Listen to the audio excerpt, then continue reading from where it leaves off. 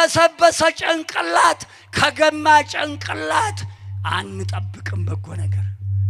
ጭንቅላትህ እንደነቶቻችን ድስት እንደ እናቴ የደለህ ዕቃ ነበራት ነፍሷን ይማርና የደለህ ዕቃ አጠገቡ ቀንድ ማንኪያ ይቀመጣል። ከደን ተደርጋ ትቀመጣለች። ብትን በርበሬ ያለ ብቻ ይቀመጣል። ራሱ ከፈት ስታደርገው ደለሁ ራሱ ይሸታል። እንግዳ ሲመጣ ወጡ እስኪደርስ በዚች በደለዋ በርጓ እያማክ እችም በላ ይባል ነበረ። የእናቴ ማሰሮ አዎ አቤቱ ቅመሙ፣ ጥቁር አዝሙዱ፣ ነጭ አዝሙዱ፣ ዝንጅብሉ፣ ቀረፋው፣ ኮረሪማው ገብቶበት ደለሁም ይሸታል። ያንተ ጭንቅላት ምን አይነት ድልህ ነው ያለው ውስጡ? የሚያቃጥል የሚጠነባ የሚገማ ምን አይነት ጭንቅላት ነው ያለው? ተው እናቴ ልጅ የተማረ ያስተምራል። ልጨርሰው ምን ያደርግልኛል? የኛ ጌታ እደግመዋለሁ። አባቶቻችን ሐዋርያት በ120 ቤተሰብ የዘራው ወንጌል ያዝልኝ። አይ ጉድ!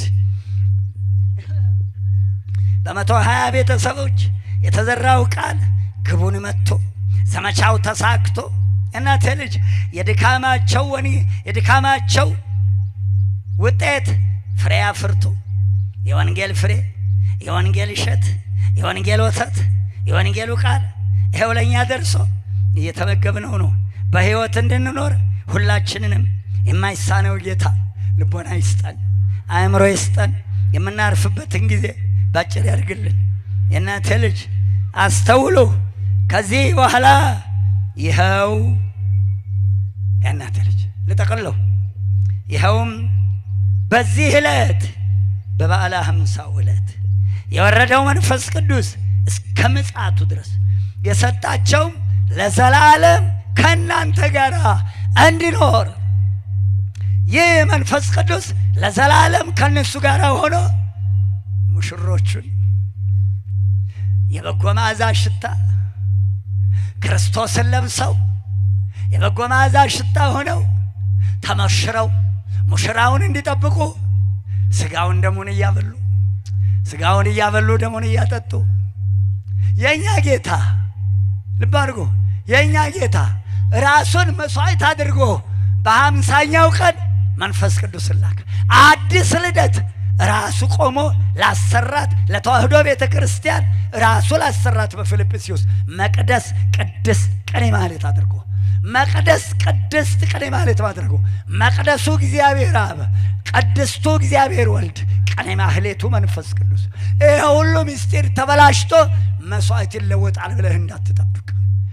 እነሆ እቺ ቤተክርስቲያን አንድነቱ ሶስትነቱ ለዘላለም የሚነገርባትን ቤተክርስቲያን በደሙ የመሰረታትን ቤተክርስቲያን ራሱን መስዋዕት አድርጎ ባቀረበ በ50ኛው ቀን በግብፅ እስራኤላውያን መስዋዕቱን ባቀረቡ በ50ኛው ቀን የወረደው መንፈስ ቅዱስ ኖህን ወርዱን 50 ክንድ አድርግ ብሎ የተናገረው እነሆ ጌታችን ራሱ በድንግል እመቤታችን ምክንያት እነሆ እመቤታችን በአብርሃም እነሆ በአዳም አብራክ በኖህ አብራክ በሙሴ ማነው በአብርሃም አብራክ የነበረች እስከ ኢያቄምና ሐና እስክትደርስ ድረስ የነበረች ድንግል እመቤታችን በእነሱ አብራክ ስለነበረች 50ኛው ቀን ልብ አድርጉ ኖህ በ50 የመሰረታት ቤተክርስቲያን 3 ክፍል መቅደስ ቅድስት ቀኔ ማለት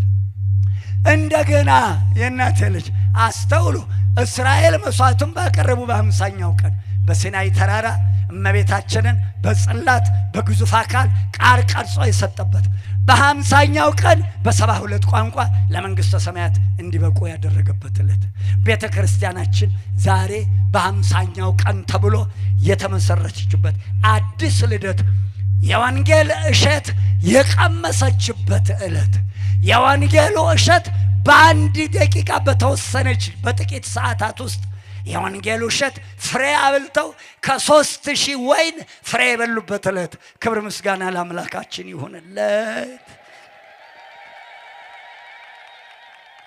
ይኸውም በዚህ ዕለት የወረደው መንፈስ ቅዱስ እስከ ምጽአቱ ድረስ ቅድስት ቤተ ክርስቲያናችን በተተኪዎቹ ንጹሐን ሐዋርያት ንጹሐን ካህናት፣ ንጹሐን መነኮሳት ድንግልናቸውን ባጸኑ መንፈስ ቅዱስ በሾማቸውና እነሆ አስኬማ ደረጃ ደርሰው እነሆ ቅድስት ቤተ ክርስቲያን በመንፈስ ቅዱስ ኃይል መርጣ በሾመቻቸው ሊቃነ ጳጳሳት የተሾሙ ካህናት የዘመኑ አባቶቻችን ሊቃውንትና ሐዋርያት በእነሱ ላይ እያደረ እያነጻን እየሰራን እስከ ምጽአቱ ድረስ ይኖራል።